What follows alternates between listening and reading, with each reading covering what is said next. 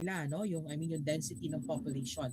But then, ngayon, ginagamit nila yung population density na yan as part of their development. Kasi yung mga tao na yung ginagamit nila in order to work on, no, for their economic development. So ito na po yan. Now, with kind of this activity na nakikita natin, no, some changes coming from other countries po, no, ng mga different plans, programs, or project na ginagawa nila in order to meet nila yung tinatawag na changes from their economic, no, o yung world economy tinatawag na yan, or economic system nila. They participated to what we call organization. Okay? Ito po yung tinatawag natin the Asian Regionalism. These are the associations or group of countries. They form together in order to settle all kind of disputes or problems facing by many countries of the Asia, sabi nga. So from here, you can see, no, that there is a magnet which you can see, no, this is considered as the center of the gravity of the global economy now. So in short, yung dating eye ng mga tao with regards to European, nawawala na because they are now eyeing or shifting to Asia now. Because the objective now ng Asia ay ma-achieve yung kanilang dream, which is yung maging well-developed or well-economic developed, sabi nga natin, of the world. Okay? So tanggalin na po yung image na South, mahirap, 'di ba? Ganun lagi setup eh. So kailangan tanggalin na natin 'yan. Make it, sabi natin, i-close na natin yung mga gaps of the past. Okay? So make it tayo move forward, ika nga. So the regions of the economy is already similar to the size of those living in, of course, or those of Europe and also in North America, and its also influence in the world continues to increase. So many Asian countries po, the cycle of poverty has been broken, and others po, this historic aim within the site. So ibig sabihin, why has been, sabi rito, no, has been broken kasi nga they followed ngayon yung rules, no, which is referring to, o yung goals na tinatawag do, United Nations Sustainable Development Goals o yung SDG.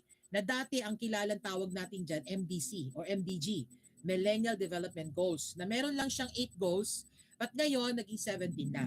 Okay? So, mga bansa, ginagawa na yan, kaya nagkakaroon ng tinatawag na has been broken na. Okay? Ibig sabihin, gradually na nababawasan.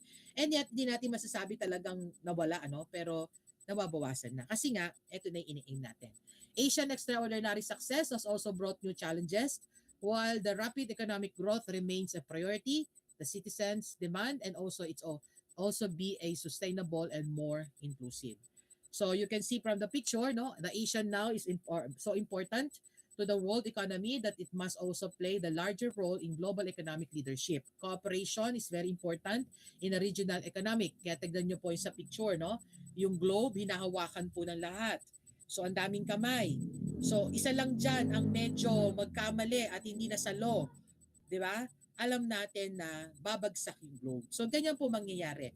In a regional economic, if there is no cooperation, obviously magkakaroon ng failure. Failure po doon. Okay? So many Asian countries now, the cycle of poverty has been broken. Okay? And in others naman, this historic aim is within the site. So, Asian and ordinary, if ever na machibya, magkakaroon tayo ng extraordinary success that has brought new challenges. While rapid economic growth remain a priority, citizens demand that is also be sustainable and more inclusive. Again, with the use of the Sustainable Development Goals. So kailangan nagde-develop tayo, nagiging globalized tayo, nagiging very competitive tayo with the world, no? But then we should not forget, of course, one of the important pillars, no, in the sustainable development or the UN Sustainable Development Goals, and that is the environment. Kaya tingnan niyo yung color. May color green. Kasi pag nawala ang green, useless, sabi nga. So aside from it, in Asia, they normally use a bilateral talk. Ito po yung tinatawag nating mga agreement with the different countries so that to avoid yung mga conflict and discrepancy na tinatawag. So meeting tayo, arrangement, they need to talk. So they attended a conferences, no, mga meetings with their organization, like for example the Association of Southeast Asian.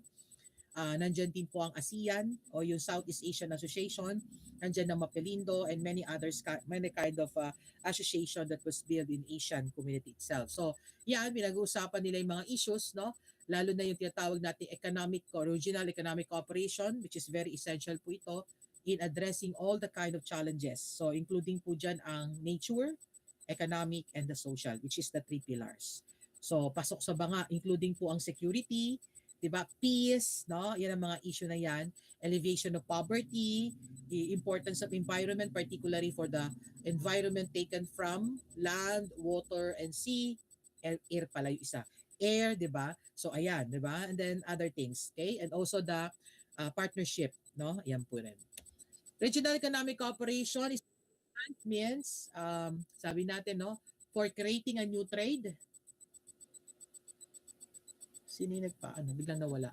Again, so creating a new trade, investment and employment opportunities, enhancing economic security, and even addressing a broader socio-economic and environmental issues. Yet, significant challenges continue to hinder greater cooperation as well as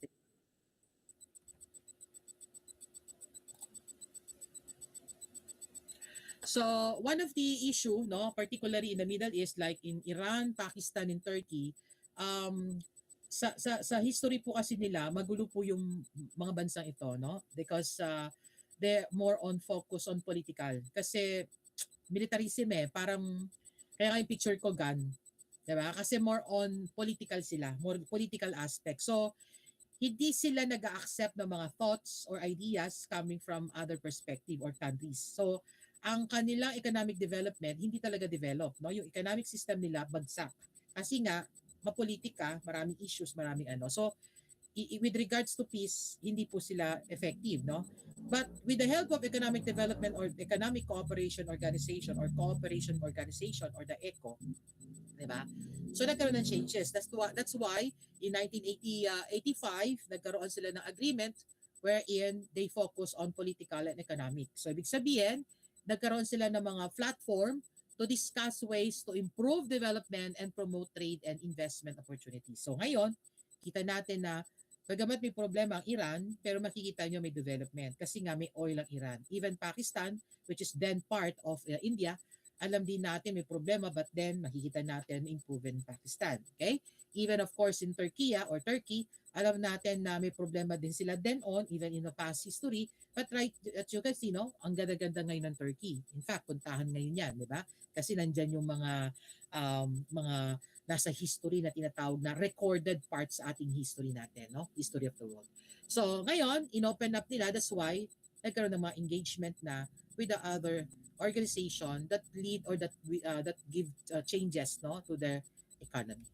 So, again, sabi nga natin, the global interstate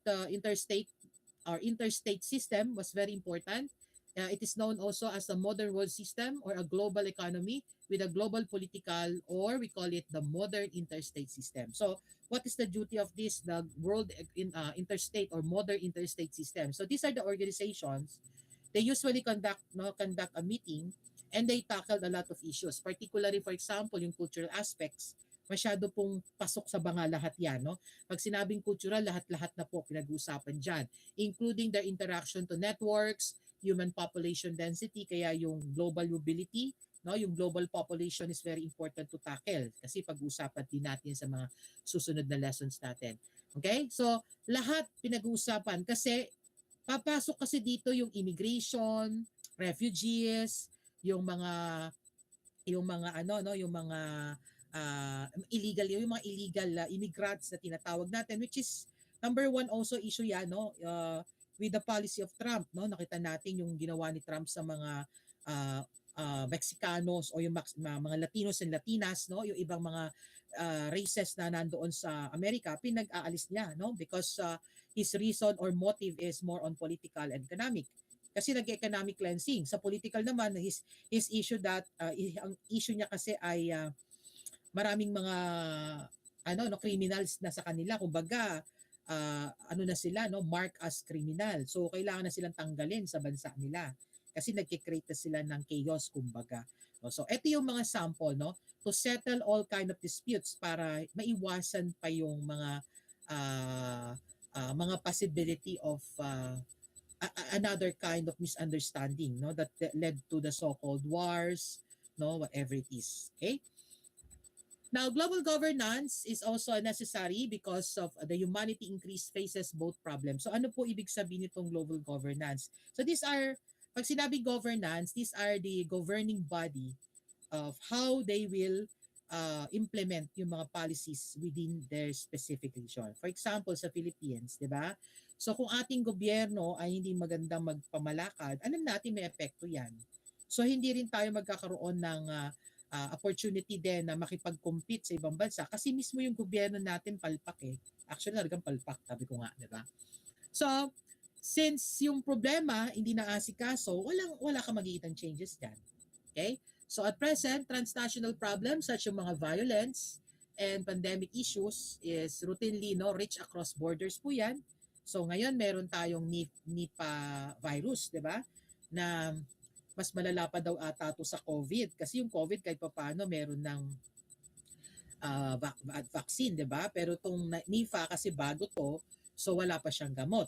Minsan tuloy napapaisip nga ako di ba? Hindi kaya ito ay part of political business strategy, no? Kasi nag-start na naman siya sa China. Sa China na naman yung sakit na yan, sa paniki. Sa Pilipinas may paniki din naman, 'di ba? But parang di naman yata doon, no? O sadya ba talagang madumi ang mga paniki sa kanila or 'di ba mapapaisip ka. Pangalawa, 'di ba? Parang kine-create na yata yung virus na yan para for economic intention. Bakit? Pag may sakit, syempre gagawa ka ng gamot. So, yung manufacturing, nag-isip sila. So, it's income, di ba? Pag ina-analyze lang natin. Anyway, so the most important challenge for humanity to overcome is the essentialist risk. No? And in a global governance perspective seek to examine gaps in the international system for managing complex issues and to engage stakeholders on the practical steps for collecting or collective problem solving. It also pays particular attention to informing successful multilateral negotiations. Kaya tignan niyo yung picture natin. Yung globe po ay umbrella. So lahat po dapat tayo nandoon sa space, within the space nung globe na yan. Yung liwan, yung nung anino nung umbrellang globe na yan. Kasi pag may isang lumabas, alam niyo na may susunod. Pag may sumunod, wala na. Hihiwalay-hiwalay na yan. So, ano na yung objective natin, di ba? Hand tayo. Sama-sama tayo sa pag-asenso. Walang iwanan. Paano kung may bumitaw? So, dapat yung aim natin lahat, nandito tayo, lahat siksikan tayo. Kasi isa tayo. Di ba? We are one group na tinatawag. One objective. So, the global governance of the world or the world governance is a movement towards political cooperation among transnational actors, yung mga leaders po yan ng mga bansa, which aim negotiating response to problem that affect more than one state of region. Kaya tingnan nyo yung picture. Diba? May matangkad, may maliit, may katamtaman, tapos yung isa. Pero ang titignan natin dito, the way how they pass the globe. So nagsimula sa isang taong matangkad, so ipapasa niya ay yung taong susunod sa kanya maliit. Alam natin na kapag pinasa niya ng patalikod, hindi yan alam nung nakatalikod kung masasalo niya or matangkad ba yung tao. So, to avoid yung possible na magkaroon ng problema na hindi bumagsak yung globe, yung susunod na tao, ang ginawa niya, sinalo niya. Okay? In short, he is actually helping yung nasa harapan niya. And this is now what we are now, or the Asian regions are now doing. Ito po yung ginagawa nila. Helping one each and other, sabi nga another. So, paano po yan? Yung East Asia po, normally, yan po ang mga, sabi natin ay mga matatawag nating economically wise, develop sila. Meaning, they already establish yung idea na talagang they need to achieve yung success na tinatawag. Ibig sabihin yung economic development na yan. So, more on export sila. They tend to develop everything. So, inaccept nila lahat ng changes. And now, andyan na yung fruit na tinatawag. Look at Japan. Nag-suffered po yan from World War II or yung bombing ng Hiroshima. Alam natin yung impact. But then, diba, nag-ask siya sa tao, nag-ask yung mga leaders nila, yung hari, ng emperor, nag-ask sa tao na ibalik uli yung trust sa kanila so that they will build again the new Japan. So nag-trust yung tao, ano nangyari? Look at Japan now. Okay, number one exporter of electronics, exporting sila. They engage more exporting. Now, paano po nila tutulungan yung mga other Asian countries? Now, since the Philippines, for example, masyadong malaki yung ating skilled workers, di ba? Malakas yung manpower natin. Wala tayong capital, wala tayong kakayahan na mag-establish ng business kasi wala sa atin na mayroong ganong talent. Di ba? Dahil hindi tayo naturuan. In short, okay? So anong kukunin? They will attract people from us, yung mga skilled workers, to work in their country. And ma-sit sila sa mga manufacturing. Kaya tignan nyo, sino ang mga nasa skilled working na tinatawag? Sabihin sa mga skilled work, no, mga trabahong pang electronic. Karamihan na ngayon mga Filipino na. Kinukuha nila kasi aside from talented tayo, talagang nasa atin yung manpower na tinatawag. So ayun yung pagtulong. Kinukuha yung mga tao through exporting people, ginagawa ng gobyerno, tapos tinutulungan tayo para magkaroon ng trabaho. We are also helping both yung two countries na yan, yung Pilipinas at saka yung Japan for example, o kaya ay Taiwan. Dahil bakit? Kumukuha ng tao eh. 'Di ba? Nag-hire ka ng tao, may working forces na tinatawag. So nakakatulong yung tao sa gobyerno ng Pilipinas. At the same time, nakakatulong din yung worker na yon sa bansang kanyang pagtatrabahuan. So, 'di ba? At the same time, yung tao na makakakuha ng pera, nakakapag-purchase din siya ng product. At saan niya i-purchase yan, yung mga produkto na gawa, 'di ba? So, you're helping. Kaya ganyan ang sistema. So, in short, the the objective of the East or the Asia regionalism is not only merely focusing on their country itself, but also they are helping other countries around the world. Kasi hindi lang naman taga Southeast Asia ang kukunin niya o ang bansang Pilipinas ang kukunin niya, di ba? May mga other expertise din silang kukunin sa iba't ibang mga bansa. Now, the core theme of the global justice through business, labor, and economic governance focuses on the role of private sector. So why? Alam natin na ang private sector po, they have a bigger amount of capital, di ba? They can provide a lot of things. And alam din natin na ang public po ay sadya talagang hindi nila kakayanin. So they need to tap the private and even the civil society. Kasi sila lang yung may kakayahan, no? May mga manpower din na pwedeng magamit. Now, in with regards to the role in terms of labor and multilateral economic institutions, so nandiyan po ang mga G20, ASEAN, the ILO, and the rest of organization which is under the World Trade Organization and also with the umbrella of the United Nations. Okay? So it says here, they need to strengthening the peace, security, justice, okay, to avoid conflict, and also including by advancing and shaping the global norms and the principle as well as the UN Sustainable Development Goals. Ito po yung 17, no? 17 goals from the original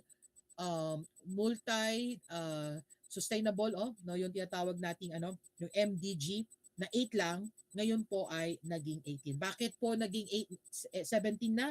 Kasi from the 8 hindi po na-address yung main issue.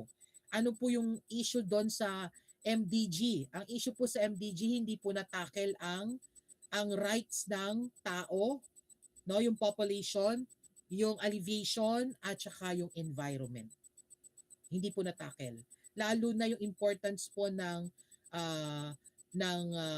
resources from air, water, and land. Yung importance ng mga isda, hindi po natatackle siya. Kaya, binago, inayos, naging 17. Pinaghiwa-hiwalay na nila. So they focus it on a particular aspect na tinatawag. So activities undertaken, no, this team aim to improve the global governance of economic factors, including po dito yung trade system, financial flows, labor, and intellectual property by fostering innovation as well as by maximizing these factors to advance global peace. Yan, pero nagkakagulo pa rin tayo. Security and justice.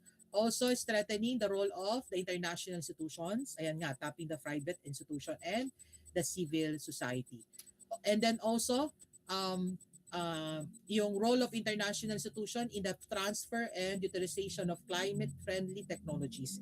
Kasi number one problema ngayon, aside from yung binanggit natin kanina, yung climate change. Diba? Yan.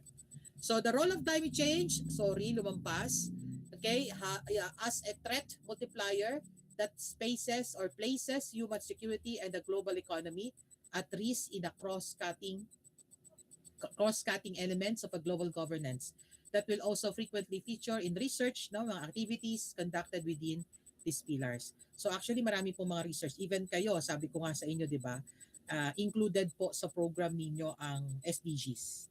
So alam ko sa mga research study nyo, ay i-include po yan kasi kailangan meron tayong sagot sa problema, sabi nga. Kailangan may inilalagay po tayo dyan. So in addition, these core themes will also prioritize migration theory o yung tinatawag nating global migration. Kasi isa rin problema ngayon yan eh. Di ba? Bakit po ang tao lumilipat?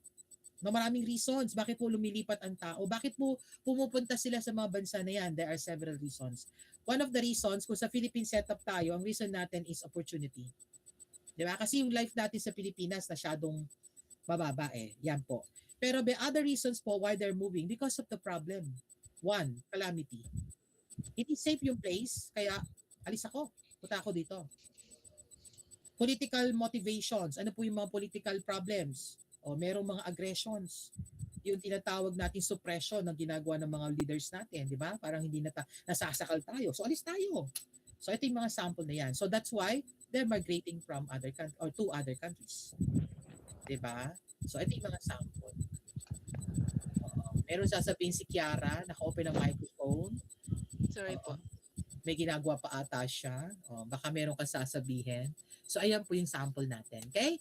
So ayan po yung mga current refugees. Okay? And even international displaced person crisis. So ito po yung mga problema. Diba? Na hindi natin pwedeng baliwalain. Actually, ito ay pinag-uusapan na sa buong mundo. In fact, yan ng goals sa sustainable development. To settle, no? To take action or to remove yung mga problems na. Kung hindi man siya ma-remove, kumbaga is magkaroon ng sagot. So ano yung magiging sagot yan? Kaya lang, may kaya lang ko lagi, no? Kasi nakikita ko ngayon parang hindi na ganito yung mangyayari eh. Hindi na, yung migration, hindi na siya magiging parang open to everyone eh. Kasi nakikita na natin yung action ng policy ni Trump eh. 'Di ba? Parang ina-avoid na mag-migrate ang tao, 'di ba? 'Di ba may kwento ngayon, no? Hindi siya chismis, talagang balita siya. Ang dami po ngayong requirements when you go to America, lalo na if you are wanted to migrate, 'di ba? Kaya pag may family kayo sa Amerika na nagpe-petition sa inyo, delikado na po 'yon kasi baka mamaya silipin po yung relative niyo pa doon sa Amerika at baka biglang mabitbit at madala pa kayo mapauwi pa ng Pilipinas. Kasi nga, chine-check na nila ngayon kung ano ba. Kasi nga, kahit may green card ka na eh, pinanganak ka na nga do, di ba? Maraming pinaalis. Kasi nga, yung family connected, so tinitignan nila. So ngayon, as mentioned natin do sa policy, di ba, may mga rules sila ngayon kung paano ka i-accept at paano ka hindi i-accept nila. Okay? So kapag open siya sa ibang bansa or open siya sa mga bansa kagaya ng Pilipinas, fortunate sa atin yan. Pero hindi ibig sabihin madali po ang sistema. Dadaan tayo sa butas ng karayom kasi ano nila yan eh, isasalain nila, di ba? So ayan yung mangyayari. Kung magtuturo lang din tayo, walang problema. But if you are planning to work, mag-migrate na doon, yan ang problema. So siguro, after Trump, baka, no? Pero I don't think, no? Baka hindi magbago kasi nakikita ng mga American people eh, na maganda yung ginagawa ng Trump administration, tinatawag nila American First Policy first, no? Yung first policy or America first muna. No, parang prioritize muna. So gusto ng mga Amerikano. So dapat yung susunod na presidente ganun din ang mangyari or else hindi yung mananalo. 'Di ba? Kaya pag tumakbo ulit si Trump sa second term niya, baka manalo uli yan. 'Di ba? Kasi nga yung kanyang program. So the world economy or global economy is the economy of the human of the world, considered to as an international exchange of the goods and services that is expressed in a monetary unit of accounts. In some contexts, there are two terms are distinct, no, which is the international or the global economy, which being measured separately and distinguished from national economies. While yung world economy po is simply an aggregate of a separate country's measurements. Ibig sabihin, iba-iba po tayo ng standard of measurement. Kaya hindi tayo dapat nagko-compare. Okay? So beyond the minimum standard concern, may mga values in production po yan, use, no? And exchange, like yung definition, representations, yung models, no? And valuation of the world economy vary widely. So it is also inseparable from the geography and ecology of the earth. The world economy po exclusively of human economic activity. Bakit? Kasi meron judge, no? There is what you call monetary term. Ano ibig sabihin yan? Kapag po sa isang society, no, isang community, there is a human interactions. Alam din natin, merong tinatawag nating monetary term. Merong with the use of cash usage o paggamit ng pera. So, hindi ibig sabihin pag gumagamit tayo ng pera, it somehow contributed yan to the economic development. But rather, in some point, ito po ay nagke-create din ng problem, which also affect with the global governance, no? Yung mga policies and rules na nawawala sa gobyerno, sabi nga, sa sistemang ipinatutupad. So, ano po yung mga sample na yan, okay? So, one of the example is the illegal drugs and other black market goods which led or which by any standard are part of the world economy. So part siya kasi may action may activity ng human tapos merong interaction ng money. But for which sabi rito, there is a definition, no legal market of any kind. So there are 5 markets to consider. Take note, the black market or known as the underground economy or the shadowed economy. It is the clandestine market or series of transactions that has some aspect of illegality, no? Or is characterized by some forms of non-compliant behavior with an institutional set of rules. Okay? Now, one of the example is tax evasion. Kita mo, di ba? Dapat nagbabayad tayo ng tax. Pero dahil nga ang utak ng tao, may movement na tao, merong involved na pera, nag-evade siya. So, hindi siya nagbabayad sa gobyerno. Dinadaya niya ang gobyerno. Participation in the black market activity is illegal. Participants po will attempt to hide their behavior, hide their behavior from government or regulatory authorities. They use the cash usage, no? It is a preferred medium of exchange in illegal transaction. Such cash usage does not leave a footprints, no? Kaya 'di ba minsan sabihin, no, saan mo nabili yan? Alam niyo na, 'di ba? Hindi naman pwede mabili yan sa legit area kasi may taxes siya, mas mahal. Sasabihin mo, bakit mura yan? Alam mo na kung saan mo na binili yan, di ba? So, the common motive of operating in a black market are to trade contrabands, avoid taxes and regulations, or skirt price control or rationing. Typically, the totality of such activity is referred to with the defined article as a complement to the official economies by market for such goods and services. So the black market po, example nito, the black market in bush meat. Third, we have the gray market. The gray market po or also known as parallel, no? Kasi yung confusing po to so sa term na yan, no? It refers to the trade of commodity through distribution channels that are not authorized by the original manufacturer or the trademark proprietor. So ito po yung mga products na traded outside authorized manufacturer. So ito po yung mga illegal na product na ma-manufacture sa labas pero nakikredit po ang payment at saka mga violations dun sa company. So common ito sa mga products like halimbawa yung yung mga syntax like cigarette, no, yung mga liquor, yan kasi nadadaya yan. Tapos medicines, di ba? Kaya minsan sinasabi sa atin, di ba, be careful tayo. Always check the medicines na binibili natin kasi di natin alam meron pa lang nagma-manufacturing ng mga medicines na peke, di ba? So ito po yung mga sample na yan. Okay? Another one, number 3, it's the white market. So the white market po is a legal, official, authorized, or intended market for goods and services. So example po natin yung mga adoption, no? Adoption paper, adoption sa mga bata. Pero others naman po, nagkakaroon po ng criticism dito.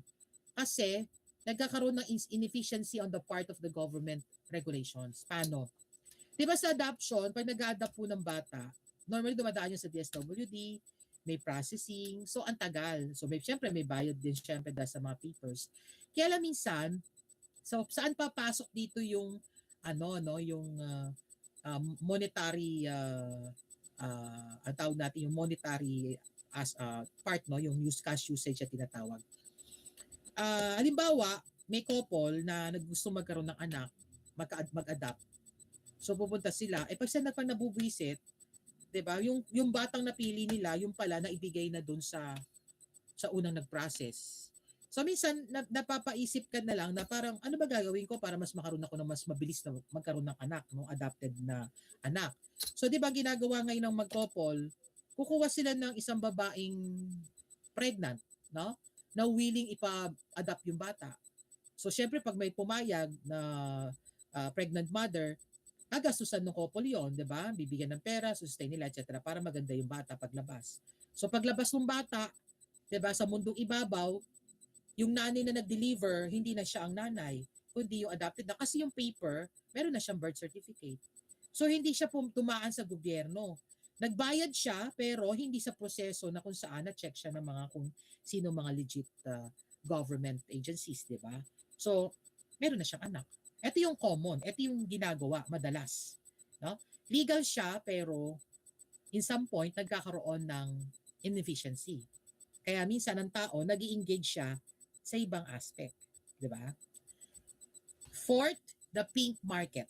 Pink market is a state-sanctioned but immoral activities such as yung mga war of aggressions. No? It is a market of government-endorsed monopolies, oligopolies, or yung mga oligarchs na tinatawag natin of useful services. And last is the red market. It is a trade of human flesh and blood in a form of sex racket, child trafficking, organ selling, and so forth. Red market po is of or immoral activities po which banned by the state. So, hindi lang bansa natin, all over the world po yan. Diba? Kaya minsan, napapansin nyo, no? Ito talaga sobrang ano ito. Kasi, minsan yung mga organ donors, no? Yung mga kidneys natin, minsan may mga tao talaga nagbebenta eh. In fact, ang style dito sa atin, yung mga beggars natin, yung mga grasa, taong grasa, di ba akala natin, minsan lagi natin nakikita yan sa kalsada. Then all of the sudden, biglang nawawala sila. For certain months, nawawala, biglang babalik. Tapos pag chinek mo yung body nila, although magrasa sila, pag chinek mo body nila, may hiwa yung tagiliran nila. Diba? Pag kinausap mo yung mga yan, sasabihin nila, ma'am, nawala na po yan ng kidney, nagbenta na. Diba? Ito yung mga sample. It is an illegal po ito, pero since we're talking about with the use of cash usage, diba? So, ayan nangyayari. Okay? So, again, these are the 5 markets. Take note po yan. Na-divide siya into 2, to moral to immoral. And also the other one, mayroon distinction to state approval. There is also ban unless done in a state-defined manners. And the other one po, which is the state ban. Tandaan po natin ang white, pink, gray, black, and the red po. Okay? Now, what about for the global role of US? So we understand that the growth surge in the world's largest economy could also provide a significant boost to the global activity. Kasi nga yan ang model eh.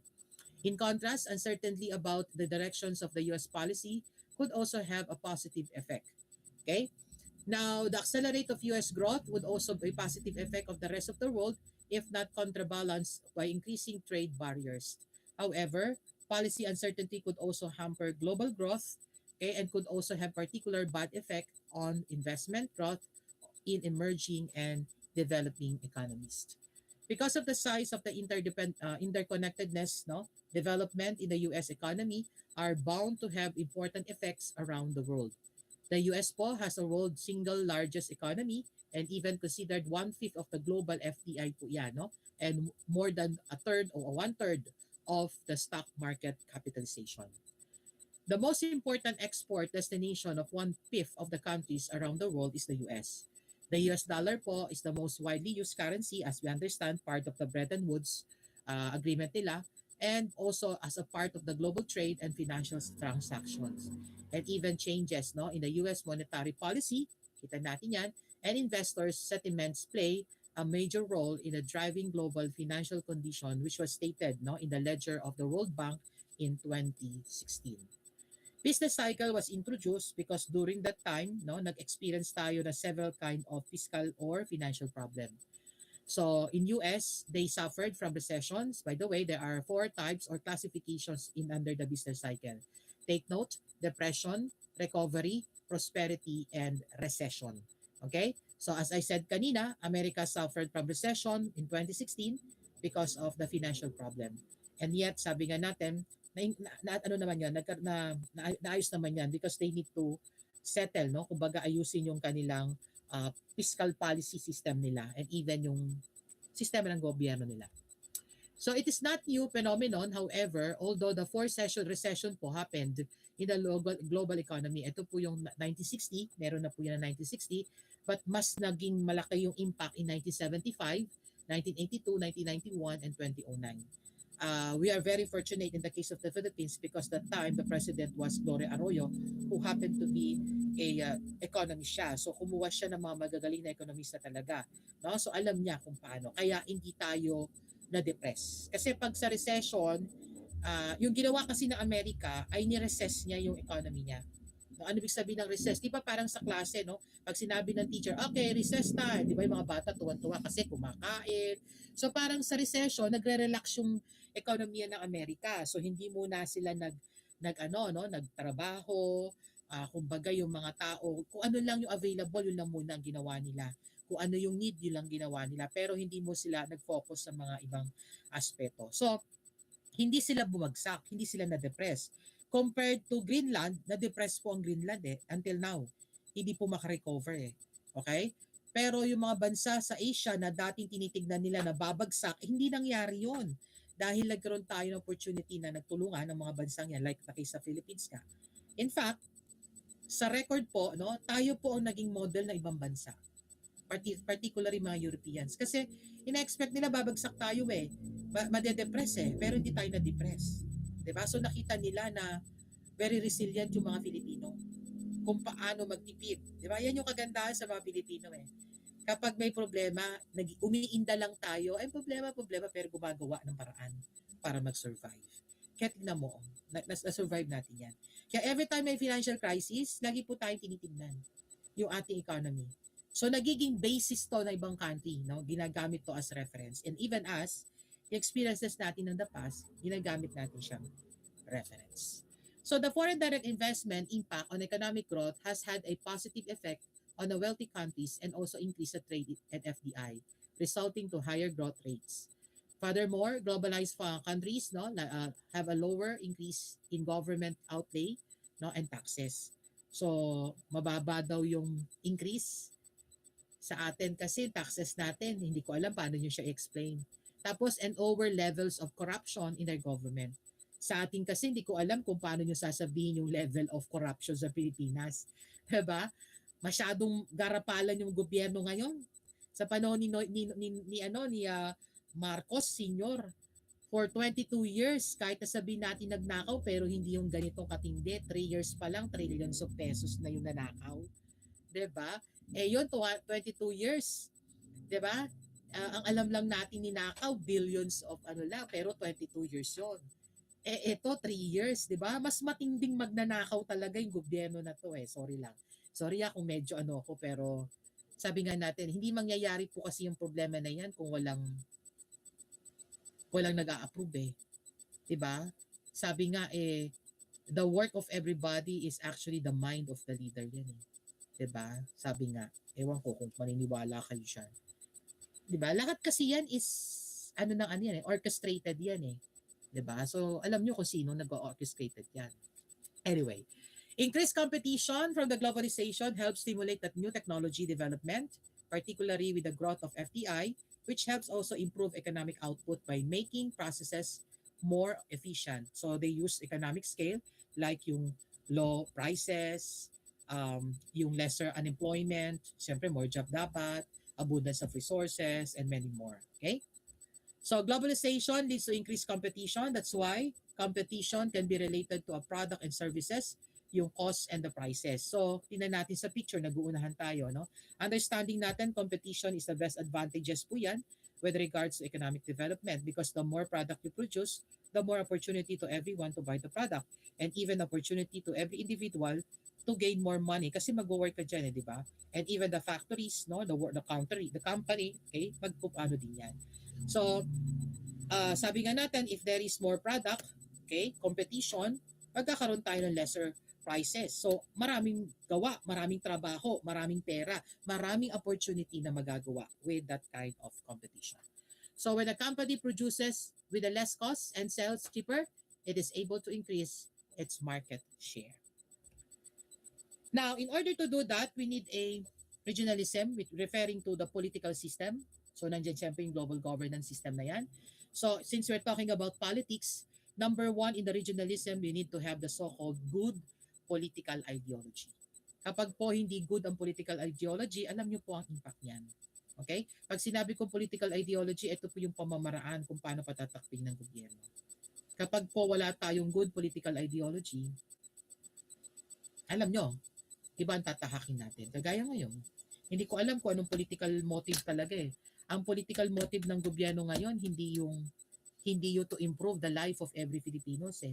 But rather is, diba, more on political interest talaga. Ibig sabihin, talagang pampolitika kasi power eh. Ang kanilang ini-invest eh. Diba? To retain in power.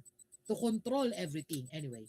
So, sabi natin, development ng political or social system based on one or more regions and also the national normative or economic interests in specific regions, including groups of regions and other subnational entity, gaining strength from the or aiming to strengthen the consciousness and the loyalty of the district regions with a homogeneous population. There are three distinct elements to consider. One is the movement demanding territorial autonomy within unitary states. Two, the organization of the central state on the regional basis for the delivery of its policies, including regional development policies. And number three, political decentralization and regional autonomy. There are also delineation with regards to regions. Kasi pag regions sa pinag-usapan, may mga delineation, ano yan, ano? Number one, administrative division, culture, language, religion. Okay? Let's start with the administrative division. To simplify, okay, so in every administrative division, sabi nga natin, referring tayo sa mga positions, leaders within our local government. So ito po yung mga mayors, congressman, mayors, tawag dito, governors, kapitan, di ba? Yan yung mga yan. Sila po yung mga lokal. Na dapat ang tungkulin nila is ibigay, no? Ibig sabihin, gumawa sila ng dapat nilang magtrabaho sila ng dapat. Makita silang nagtatrabaho. Kasi pag hindi mo nakikita yan, nagkakaroon ng impact eh, di ba? Countries that are divided into the similar units, kahit malaki, meron niya mga leaders. And their obligation is to give the best to their people. Diba? Pero kung ang leaders mo, yung administrative leaders mo ng bayan mo lang ginagawa, kadalasan ng tao isipin, ay ang gobyerno walang ginagawa. Kadalasan din mga Filipino, laging nakafocus tayo sa national. Diba? Sabi natin walang ginagawa. Pero sa totoo lang, obligation yun eh. Obligation po ng administrative yun eh. To act and to do their best para sa tao. Kaya ako, natutuwa ako, minsan pag nakikita ko sa balita, naririnig ko yan. So, sa mga, pag nanonood ka sa mga natutuwa ako kapag yung mga mayors nagko-competition. Kagaya bawa ng Makati, Pasig, Taguig, Marikina, Quezon City. Even San Juan, nakikipag-compete na, di ba? So, anong competition yan? Hindi sila nag-aaway na suntukan o aaway na labanan, di ba? Pag sinabi kong competition dito, ito yung labanan sa pagalingan sila ng mga bagay na maibibigay nila sa tao. For example, school supplies. Diba? Pagalingan sila, padamihan ng gamit.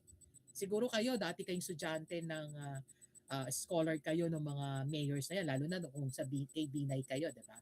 May nakukuha kayong mga supply, diba? Tapos may mga paninirang ginagawa. Pero on the point is, meron kayong nakukuha supply, school supplies. Even groceries or cakes para sa mga seniors or medicines binibigay, di ba? And even of course during Christmas. pabonggahan ng item, di ba? Alam mo, natutuwa ako doon kasi pag putyo-putyo yung binibigay, di ba, pinapaskill yan or pinopost sa social media. Masakit yan on the part of the mayor eh. So dapat sa susunod, i-improve niya. So yung improvement ng life ng mga tao, magbabago din. Kaya sasabihin mo, magaling ang mayor namin, di ba? Ay, mas magaling ang mayor namin. O bakit, no? O, di ba? Ito yung amin. O, yung ham namin, spam. Hindi siya yung ham-ham lang na liberty o whatever. Di ba? Ganyan yung mga setup eh. Ito yung sample. So, kung nagfa-function, wala magiging problema. Hindi kayo mag-aaway. Walang ganyang image, no? Picture na nagsusuntukan. Di ba? In a country may also be divided into provinces. It may be divided also as a whole as a part into municipalities. Administrative division are conceptually separated from independent territories. So mapapansin natin, may elepante at may camel, no? May tao. No? Magkakaiba sila. And yet, kahit magkakaiba po sila, meron silang sabihin natin distinction pa rin. Ibig sabihin, yung boundaries na yan ay hindi lang nagbabound o yung place nila, yung area nila, hindi lang nagbabound for that particular area. In some point, nag-e-extend yan. Okay? Kasi kung hindi yan mabigyan ng bridge, tandaan nyo, yung kanilang competition, ang tendency niyan, magiging self-centered lang mangyayari. Ibig sabihin sa sarili lang nila. Walang opportunity to learn and to enhance yung mga possibility na meron sa kanila. Pero kung may bridge, yan, mag-uusap yung dalawa. Sharing their thoughts, sharing their style, di ba? Mamaya sabihin ko kay Jed, anong meron sa inyo? Baka naman pwede mo turuan kami. O sasabihin ni Jed sa akin, Ma'am, ano pong merong maganda sa inyo? Bakit parang ang ganda-ganda? Pwede nyo ba ituro nyo sa amin? O, di ba? So, ganun yung ano natin. So, nagsishare tayo ng mga thoughts. So, nagkakaroon tayo ng sharing of something. Yung cultural, language, ano yan, mamaya later, sabihin natin. Cultural area. It is an anthropology and geography. It talks about cultural regions, cultural sphere, cultural area, which is referring to the geography with one relative homogeneous human activity or complex, again, referring to culture. And it says here also that there is, no, these are often associated with the ethno-linguistic group and territory of inhabitants. Ibig sabihin, to simplify kasi, ang cultural po, area, hindi siya lang nagbabound sa isang area. Ibig sabihin, kunyari ako, taga Rizal ako, sa Rizal lang ako. Hindi. Kasi pwede rin ako pumunta sa Manila o kaya sa mga karating places na yan. To make it short, example, language. Ang language po kasi hindi pwedeng specific na sa isang area. But rather, it can be used to other areas. Tama? Example, Tarlac. Sino po taga Tarlac dito? Okay? Meron po taga Tarlac. Sino po ang from Pampanga dito? Marunong magkapampangan. At sino po from Pangasinan, Ilocana o Ilocano? Meron po, di ba? Ilocano. Hindi ibig sabihin kapag Pangasinan ka, yun lang dialect mo. Yes, precisely, because yun kasi, no? Pero ibig sabihin, with regards to Tarlac, pinagigitnaan niya ng dalawang bayan. Okay? Kapampangan or Pangasinan, and then Pampanga. Now, pag pumunta ka sa Tarlac, ang mga tao doon marunong magsalita ng Ilocano at Kapampangan. Tama? Meron po ba dito? Taga Tarlac? Diba? O, tanongin nyo, marunong po sila magsalita ng kanilang mga lengguwahe. Kaya minsan magugulat ka. Ito yung sinasabi natin, no? Yung tinatawag na associated siya with that language. Kasi yung boundaries kasi is very near. Even yung dresses, yung folklore, in some point, alam din nila yan eh. Ako may cousin ako, Tarlac siya. You know, he knew how to speak Ilocano and Kapampangan. Kasi nagugulat ka ako eh, nagsasalita na, iba na yung intonation. Sabi ko, Kapampangan na yan kuya. Tapos yung isa ba, Ilocano? Oo, pinapakita niya. Kaya pag meron siyang kausap, alam niya eh. Ako naman, nakakakonting, understanding, pero kasi nga, laking Tagalog ako, Southern Tagalog ako, kaya Tagalog talaga siya. Diba? So, at example natin. Okay? Now, specific cultures often do not limit also their geographic coverage. Ayan, sabi natin. To the border of the nation state or to the smaller subdivision of state. Cultural sphere of influence may also overlap or form concentric structure or structures of macrocultural encompassing smaller local culture. Okay? Now, different boundaries may also be drawn depending on particular aspects of interest such as yung religion, included dyan, di ba? Folklore versus yung dresses and architecture, and versus the language. Cultural areas po are not considered equivalent to full culture crest, no? Or culture circle. Language, kanina sinabi ko na, no? It's a regional language, it's a regional spoken in the area. So therefore, there are two types of language tayo. Yung national and the other one is dialect na tinatawag. So in a language, merong dalawang tao, speaker and listener or vice versa po yan. Okay? So ano ibig sabihin yan? So as I said kanina, in a cultural area, extended po yung mga language na yan. Ibig sabihin, kagaya nito, no? Yung two types na binanggit natin, traditional use within a given territory or a state by national or of the state to who form a group numerically smaller than the rest of the state population. And different, number two, different from the official language of the state. Okay, so ito po yung local dialect at national language natin. Now, in the case of the Filipinos, Tagalog or Filipino language natin. So, iyan yung very common that everybody can understand, 'di ba? Kagaya ko, Tagalog ako, pag kinausap ako ninyo, kunyari merong Ilocano dito, kinausap niyo ako ng Ilocano, hindi ako magre-respond kasi isipin ko, ano ba to? Minumura ba ako? Ano ba sinasabi nito, etc. Magkokosto ng that will lead to misunderstanding tayong dalawa, 'di ba? Kasi di natin alam eh. Even yung Kapampangan nagkausap ang isang Bisaya, halimbawa lang, no? Even o 'di ba? Pero kung ako, Tagalog kasi ako dahil wala naman nagbakong dialect, okay? Maiintindihan ninyo ako, no? Kung ano man dialect meron, kung ano yung sinasalita ninyo, maiintindihan niyo ako. But in some cases, may mga dialect po na in some point hindi po madalas din ginagamit ang national language. Like yung ating Filipino, hindi po madalas ginagamit ng mga taga Visayas, no? Yung mga Bisaya na tinatawag natin. Bakit? Kasi kung kakausap po ako ng isang Bisaya, okay? Minsan, yung interpretation ko sa meaning na sinasabi niya iba. Diba? Natatawa tayo kasi iba yung meaning niya. Kaya minsan nai-interpret mali. Kaya minsan nagkakaroon din tayo ng misunderstanding. Kaya madalas, ano sinasalita ng Bisaya? Di ba English? Di ba? We adopt another kind of language which is English. That's why sa national government, ang ginagamit po nating language ay English. Di ba? Bibihira ang Filipino or Tagalog. Kasi nga, hindi kadalasan pa nagtatagalog ka, eh yung ibang mga dialekto o ibang mga nasa probinsya, iba yung naging interpretation. For example lang, Ilocano. Nagamit lang po ako ng ano ha, alam ko yung mga Tagalog dito, tatawa kayo, pero sa mga Ilocano dito, alam nyo ibig sabihin ito, no? Halimbawa lang, utong. 'Di ba? Eh yung utong, pag sa Tagalog, iba meaning po ng utong. Tama?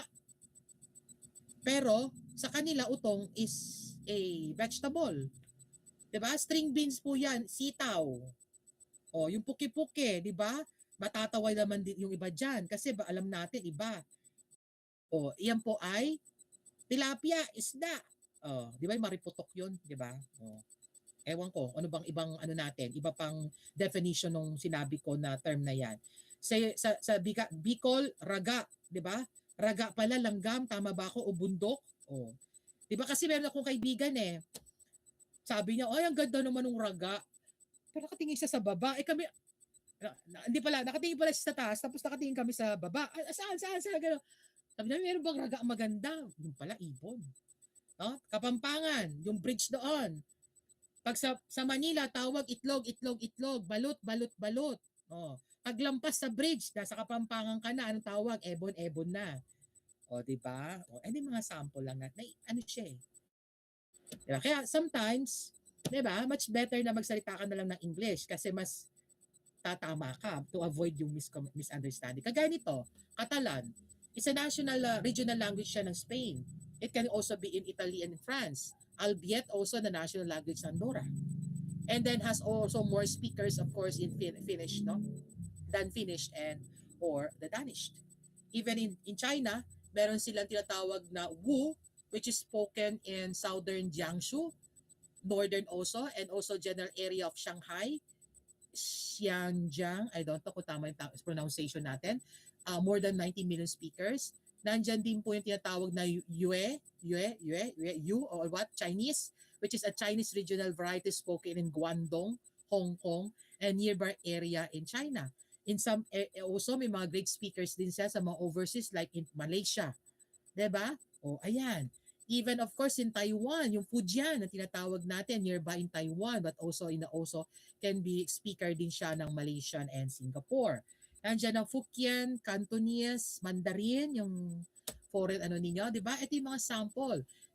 Ano to, itong Frisian language spoken din siya sa Netherlands and Germany, which is also belonging to the Germanic family.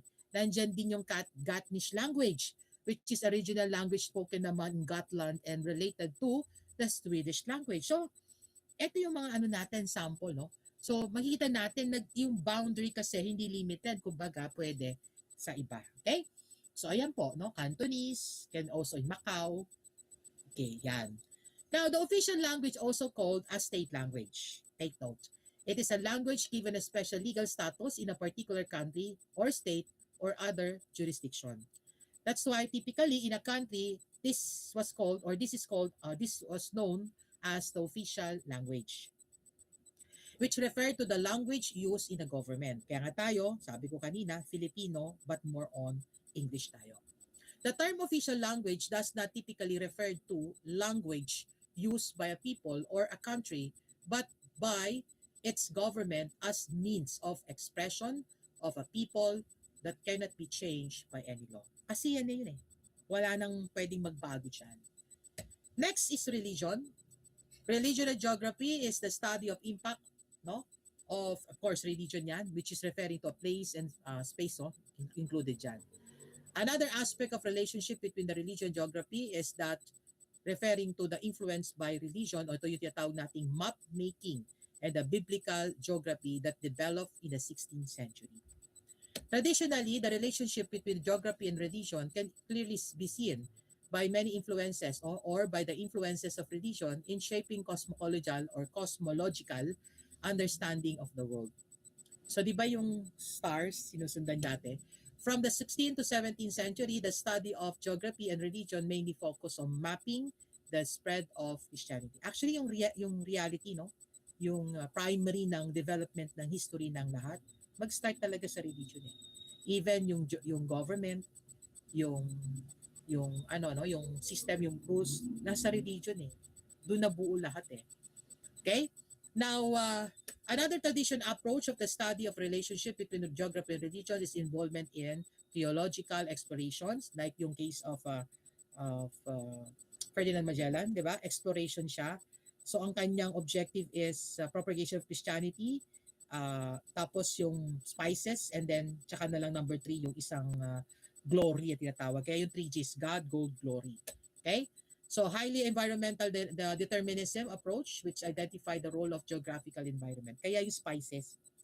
Propagation of Christianity lang yung pinakilala pero talagang intention is looking for the spices.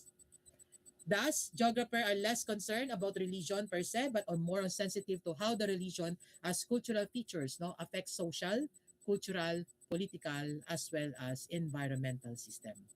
The point of focus is not the specific of religious belief and practices, but also how these religious belief and practices are internalized by adherent and how these process. The key focus on the study of sacred places in the politics of identity, belonging and meaning that are ascribed to sacred site and constant negotiations for power and legitimacy.